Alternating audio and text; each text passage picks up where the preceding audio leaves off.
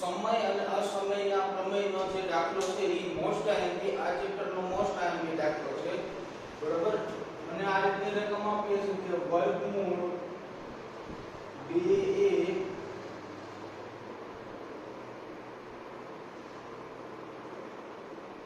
અસમય છે વર્ગમૂળ 2a અસમય છે આ વસ્તુ મારે સાબિત કરવાની છે બરોબર આ દાખલો 3 માર્કમાં પૂછાય અથવા 2 માર્કમાં પૂછાય પણ કમ્પલસરી આ ચેપ્ટરમાંથી વર્ગમૂળ વાળો દાખલો આવે છે વર્ગમૂળ 2 એ અસમય છે બરોબર હવે કઈ રીતે લખવાનું તો સૌપ્રથમ પહેલા આપણે ધારવાનું અહીંથી દાખલાની શરૂઆત થશે હું એવું ધારીશ કે ધારો કે વર્ગમૂળ 2 એ સમય સંખ્યા છે વર્ગમૂળ 2 એ સમય સંખ્યા છે સમય સંખ્યા એટલે આપણે ધોરણ 9 ની અંદર ભણ્યા કે અપૂર્ણાંક સંખ્યા અને એનો છેદ કોઈ દિવસ 0 હોય નહીં તો ધારો કે વર્ગમૂળ 2 એ સમય સંખ્યા છે તો સમય સંખ્યા હોય તો વર્ગમૂળ 2 બરાબર a/b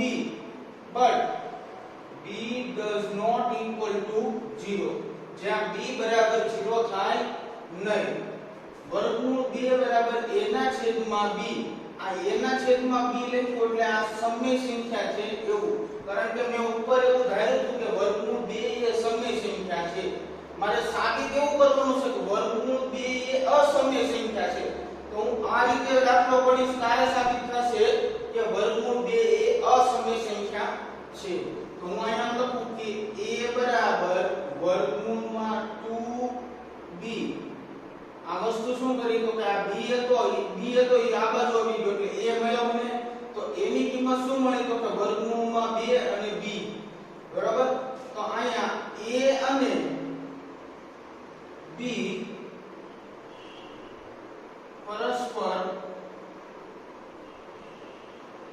અવિભાજ્ય છે a અને b પરસ્પર અવિભાજ્ય છે હવે તો કે બંને બાજુ વર્ગ લેતા બંને બાજુ વર્ગ લેતા તો હું અહીંયા પહેલા રકમ લખી નાખું a બરાબર વર્ગમૂળમાં 2 b તો અહીંયા કરીશ કે a નો વર્ગ બરાબર 2b નો વર્ગ આવું કેમ થયું તો કે વર્ગમૂળ 2 તો એનો વર્ગ કરું તો 2 થઈ ગયો અને b નો સ્ક્વેર થઈ ગયો બરાબર તો હવે અહીંયા a વર્ગ આવ્યો અહીંયા b વર્ગ આવ્યો તો આ a છે ઈ b વડે વિભાજ્ય હોય કારણ કે આ બંનેના અવયવ પડતા હોય તો લખવાનું કે a b વડે વિભાજ્ય છે હવે ધારો કે કોઈ પૂર્ણાંક c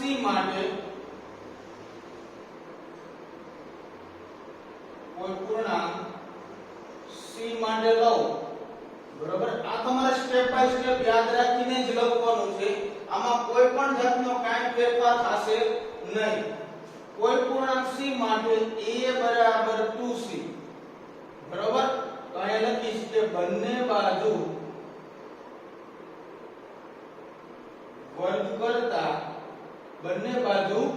વર્ગ કરતા તો આ બનશે કે a બરાબર 2c એટલે a સ્ક્વેર બરાબર 4c નો સ્ક્વેર પણ અહીંયા જો a સ્ક્વેર બરાબર 2b સ્ક્વેર હતું a સ્ક્વેર બરાબર શું હતું 2b સ્ક્વેર તો આ a સ્ક્વેર ની કિંમત મૂકી દઈશ અહીંયા તો અહીંયા લખીશ કે 2b નો સ્ક્વેર બરાબર 4c નો સ્ક્વેર ચાલો આ બંને ઉડી જશે આ 2 એકા 2 અને આ 2 દુ 4 એટલે અહીંયા વધ્યા 2 એટલે b સ્ક્વેર બરાબર 2c નો સ્ક્વેર તો આમાંથી મને આ એક વસ્તુ સાબિત થઈ કે b પણ c વડે વિભાજ્ય છે તો લખવાનું કે b એ c વડે વિભાજ્ય છે જો આ બંને b c અને a અને b ઈ એકાબીજી વડે વિભાજ્ય હોય તો મને આ પૂર્ણાંક સંખ્યા મળે બરાબર અપૂર્ણાંક સંખ્યા મળે નહીં તો લખીશ કે ધારેલ ધારણા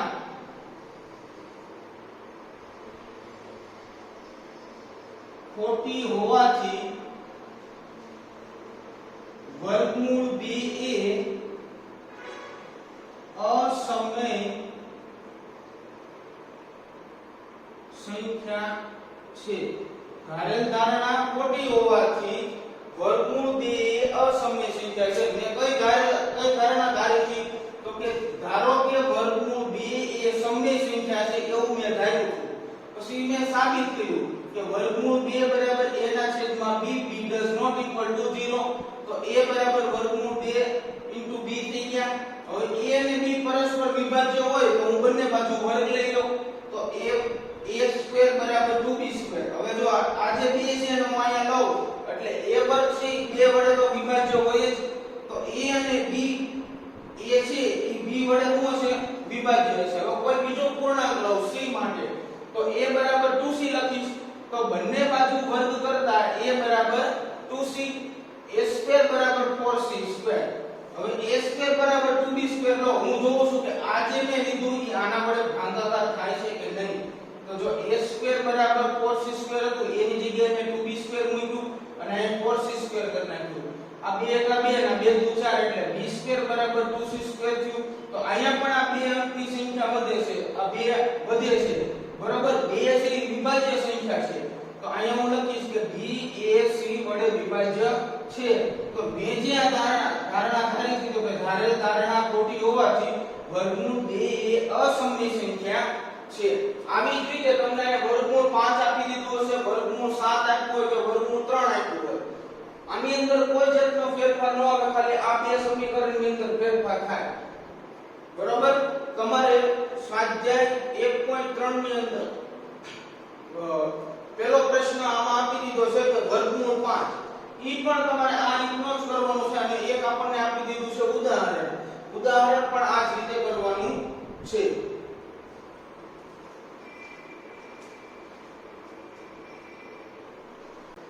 ચાલો હવે આપણે ભણીશું કે વર્ગમૂળ 5 એ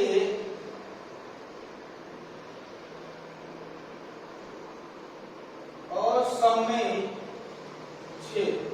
વર્ગમૂળ 5 કેવી છે? અસમય. તો જેમ એમ વર્ગમૂળ 2 માં લખ્યું હતું એ જ રીતે હું વર્ગમૂળ 5 માં લખીશ કે ધારો કે વર્ગમૂળ 5 એ સમય સંખ્યા છે. ધારો કે વર્ગમૂળ 5 એ સમય સંખ્યા છે તો હું અહીં લખીશ કે a/b = વર્ગમૂળમાં 5 જ્યાં b does not equal to 0.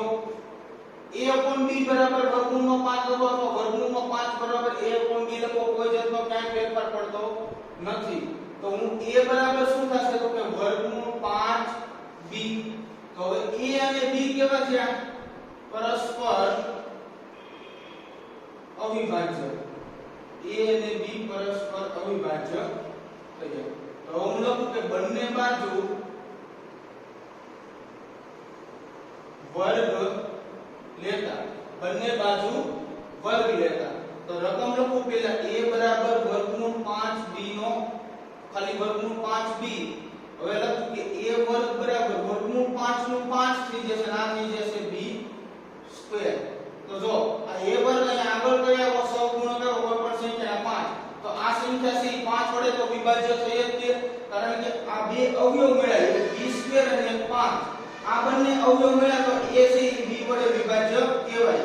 તો a એ b વડે વિભાજ્ય છે. ત્યારબાદ હવે તો કે કોઈ પૂર્ણાંક c માટે a બરાબર 5c. a બરાબર 5c કેમ લીધું તો કે મને અહીંયા શું આપી દીધું હતું? વર્ગમૂળમાં 5. તો 5 વાળી કિંમત હોય તો ત્યાં 5 લેવાનું, અહીંયા 7 આપી દીધા હોય તો અહીંયા 7 લેવાનું. બરાબર, તો હું અહીંયા લખું કે બંને બાજુ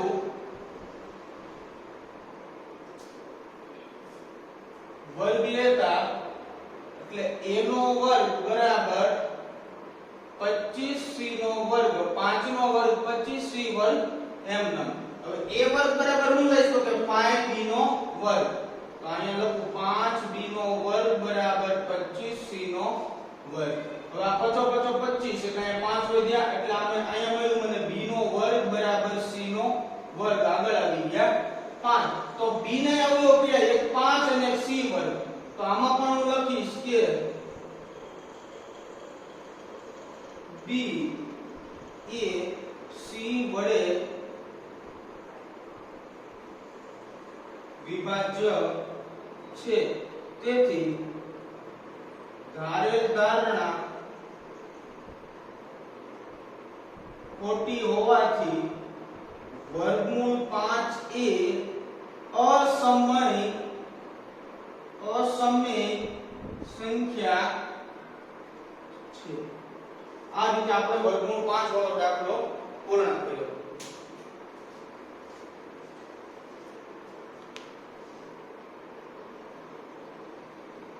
ચલો એ પછીનો દાખલો 3 + 2 વર્ગમૂળમાં 5 એ અસમય છે. આ વસ્તુ મારે સાબિત કરવાનું છે.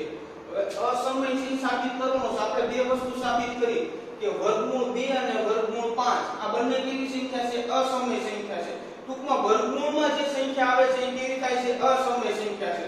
અને જેનો વર્ગ નથી નીકળતો, જે સંખ્યા વર્ગમૂળમાં આવે છે અને જેનો વર્ગ નથી નીકળતો એ કેવી થાય છે? અસમય સંખ્યા. તો આની અંદર મારે 3 + 2 વર્ગમૂળમાં 5 છે, તો 2 વર્ગ ખાલી વર્ગમૂળમાં 5 છે એને હું સૂત્રનો કરતા બનાવી નાખો એટલે મારો દાખલો અહીંયા થઈ જાય પૂરો. બરોબર? તો હું પહેલા લખીશ કે ધારો કે 3 + 2 વર્ગમૂળમાં 5 એ સમય સંખ્યા છે. બરોબર? તો હું અહીંયા લખીશ કે 3 + 2 વર્ગમૂળમાં 5 બરાબર a/b, but b does not equal to 0. આ તમારે સ્ટેટમેન્ટ ફરજિયાત લખવાનું. ત્યારે જ સમય સંખ્યા કહેવાય કે b 0 નો આવે, છેદ કોઈ દિવસ 0 આવે નહીં b નો. બરાબર? આની અંદર હું વર્ગમૂળ 5 ને સૂત્રનો કરતા બનાવું તો હું અહીંયા લખીશ કે 2 વર્ગમૂળમાં 5 બરાબર a/b -3. કેમ? આમ તો કે આ +3 હતા, બરાબર ની આ બાજુ આવ્યા તો માઈનસ થઈ ગયા. તો 2 વર્ગમૂળમાં 5 બરાબર a - 3b ના છેદમાં b. આનો મેં કરી નાખ્યો ચોપડી ગુણાકાર. 3 × b એટલે 3b છેદમાં 1 છે. b = b એટલે અહીંયા બીજો b. હવે લાવવાનો છે મારે 2 ને, તો કે વર્ગમૂળ 5 બરાબર a - 3b ના છેદમાં 2b. બરોબર? આ બે ગુણાકારમાં તો આ બધું આવ્યો તો ભાંગાકાર કાઢી નાખો. તો અહીંયા લખવાનું પરંતુ વર્ગમૂળ 5 એ અસમય સંખ્યા છે, તેથી ધારેલ ધારણા ખોટી હોવાથી 3 + 2 વર્ગમૂળમાં 5 એ અસમય સંખ્યા છે. આ જ રીતે તમારે સ્વાધ્યાય 2.3 આખો કરવાનો છે. બરાબર?